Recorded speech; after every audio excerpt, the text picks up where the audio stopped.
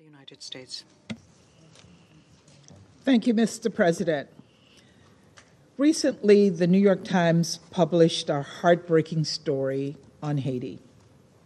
It features Christelle Pierre, a civilian who knows the instability and violence that plagues Haiti all too well. Gang members descended on Christelle's neighborhood in Port-au-Prince when she was 6 months pregnant. And in their wake, they left death and destruction. Her neighborhood was burned to the ground. Her husband was shot in the head and left to burn in the street. Now Christelle and her newborn baby are homeless in a country engulfed in crisis. As she told the Times, and I quote, "There's no shelter, no food, no medicine, no work. There's only chaos." Colleagues, if there was ever a moment to come to the aid of Haitians in dire need, it is now. Faced with extreme violence and instability, Haiti's leaders and people are crying out for help.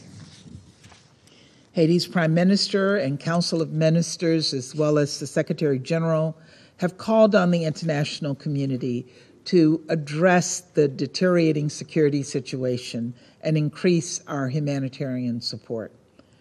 In response, our teams are on the ground working alongside Haitian health workers and NGOs to help address the cholera outbreak and assist others in need. And we remain the single largest donor of humanitarian assistance to Haiti. In the coming days, the United States will deliver additional assistance to Haiti, including critical medical support. We're also deeply focused on the security situation.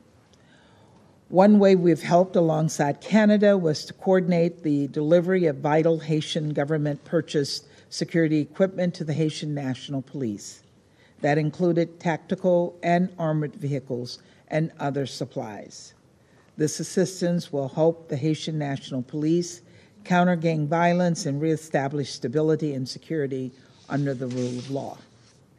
And the United States is proactively going after the bad actors.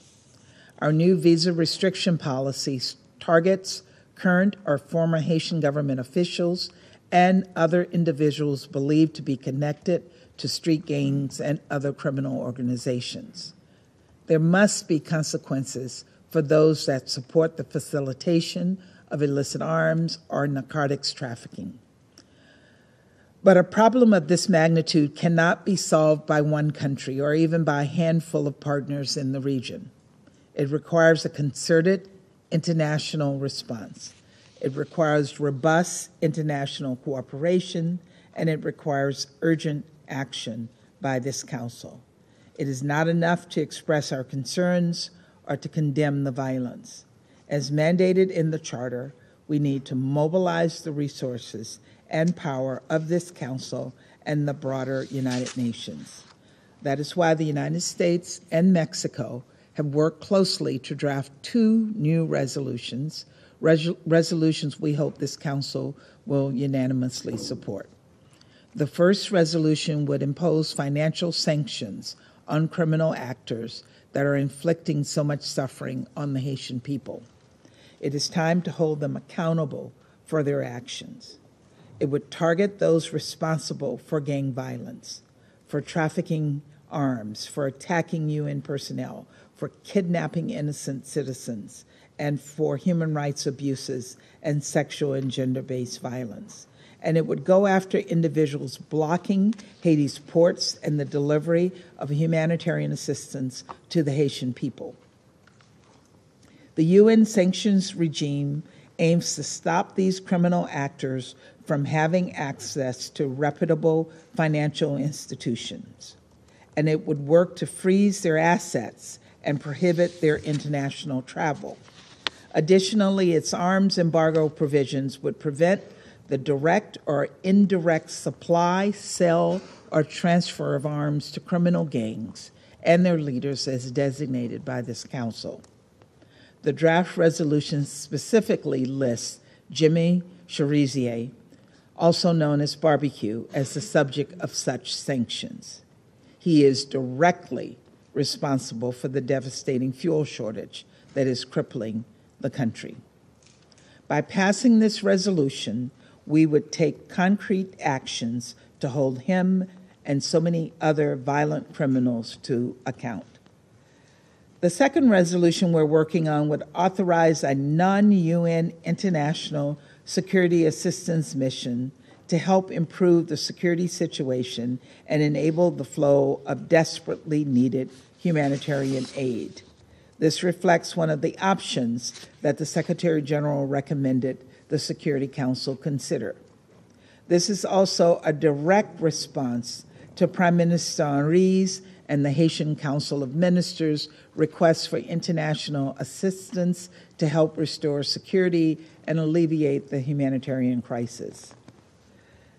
And we have also consulted broadly with other stakeholders in Haiti, including civil society and the private sector.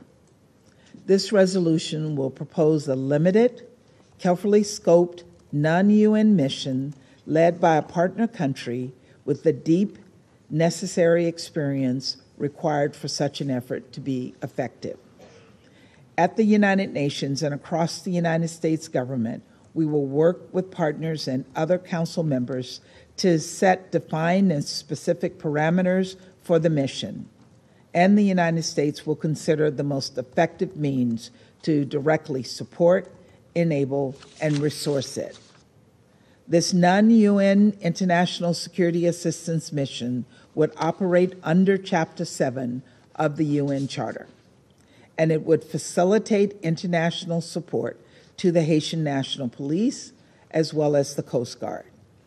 By helping improve the security situation on the ground, the delivery of desperately needed aid could reach those in need and address the ongoing cholera crisis. Ultimately, such a mission will rely on support from UN member states, and this draft resolution explicitly asks for contributions of personnel, equipment, and other resources.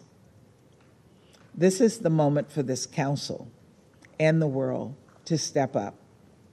To be clear, we are keenly aware of the history of international intervention in Haiti, and specifically of concerns about the council authorizing a response that could lead to an open-ended peacekeeping role. The Security Council and the international community must look at its role differently than it has in the past. We must seek a different course, one that can better respond to the humanitarian and security crisis in Haiti and be able to directly address the needs of the Haitian people. With the dire humanitarian consequences on a level we have not seen previously, we need effective yet targeted international assistance. And that needs to be coupled with support for political dialogue and backed by sustained international pressure on the actors supporting gang activity. This will provide the Haitian people with the breathing room they need, breathing room that will allow them to think beyond survival and focus on charting a better future.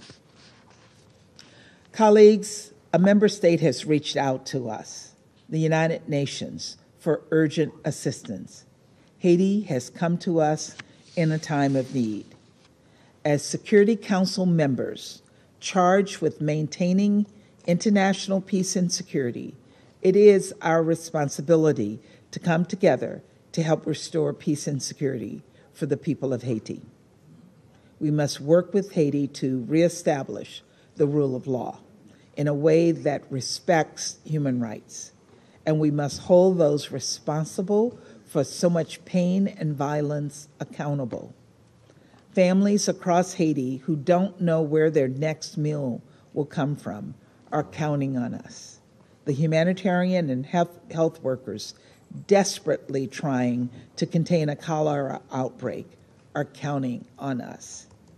And victims of gang violence like Christelle Pierre are counting on us. These two resolutions will help Haiti build a brighter, more secure future. Colleagues, if there was ever a moment to come to the aid of Haitians in dire need, it is now. This is the moment for this council and the world to step up. We must work with Haiti to reestablish the rule of law in a way that respects human rights. And we must hold those responsible for so much pain and violence accountable.